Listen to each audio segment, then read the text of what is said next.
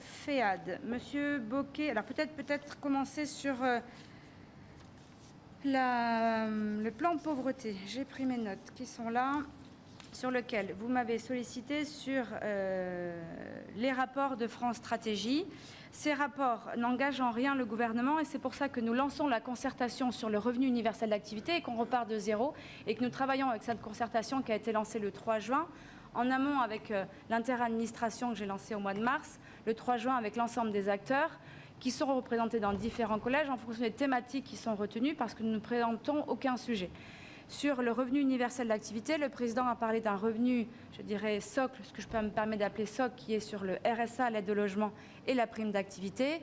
Et derrière, nous posons d'autres sujets qui sont la question de la hache, sur lequel je viendrai vous répondre concernant les personnes handicapées, répondre aussi à vos interrogations.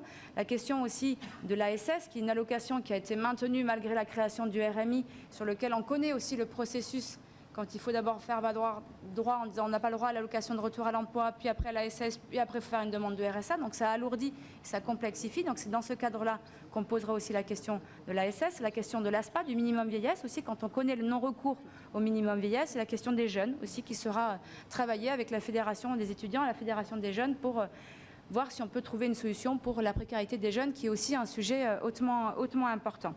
Sur donc cette concertation, différentes phases. Et la première phase qui a été lancée la semaine dernière avec l'ensemble des collèges sur partageons les constats. Et cette première phase se termine le mi-juillet, le 11 ou le 12 juillet exactement, pour après partir sur les autres phases qui seront le périmètre, qui seront aussi la gouvernance, mais aussi le financement, avec un rapport en 2019 pour un texte de loi en 2020. Donc nous travaillons étape par étape et nous repartons à zéro avec l'ensemble des acteurs. Sur le FEAD, et je reviendrai peut-être plus particulièrement sur la question du handicap si vous le souhaitez. Sur le FEAD, donc les fonds ont été débloqués et donc la DGCS sera aussi auditionnée par rapport à la mission dont vous avez fait part par vos collègues sénateurs. Nous avons également lancé une mission IGAS pour anticiper sur l'enveloppe de 2021.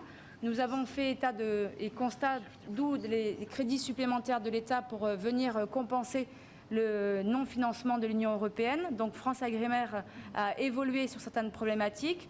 Nous voulons nous assurer que sur la prochaine enveloppe 2021, nous n'ayons pas les mêmes difficultés. Et donc c'est pour ça que la mission EGAS est en cours sur la question de la qualité, sur la question de la quantité et sur la question aussi, bien évidemment, de l'enveloppe et de s'assurer que on le voit bien, ce sont des réseaux portés par des associations, par des bénévoles localement. Et quand c'est un bénévole qui recueille un bon de livraison, il suffit qu'il mette une date de livraison. Ce document n'est pas retenu par l'Union européenne. Donc nous devons aussi accompagner les associations. C'est ce que nous faisons avec des crédits alloués spécifiquement sur la formation des bénévoles et avoir un process, je dirais, pour que chaque association puisse porter correctement, je dirais, les documents nécessaires et remonter les documents nécessaires à ce qu'on puisse aller chercher les crédits au niveau de l'Union européenne.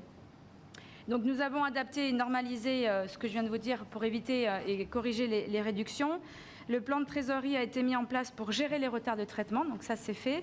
Et puis pour l'avenir, donc la mission IGAS dont je viens rappeler, nous travaillons également avec l'ensemble des têtes de réseau des associations, que ce soit les Restos du Cœur, la Banque alimentaire et l'ensemble des associations, à anticiper pour la préparation de 2021. Qu'est-ce que nous souhaitons? Est-ce que c'est de la qualité? Est-ce que c'est de la quantité? Comment est-ce qu'on doit aussi fluidifier et s'assurer du process pour les bons financements? Donc tout ça, c'est travailler avec les acteurs et en lien avec les acteurs parce que nous savons bien que nous avons 5 millions de personnes qui bénéficient de ces repas.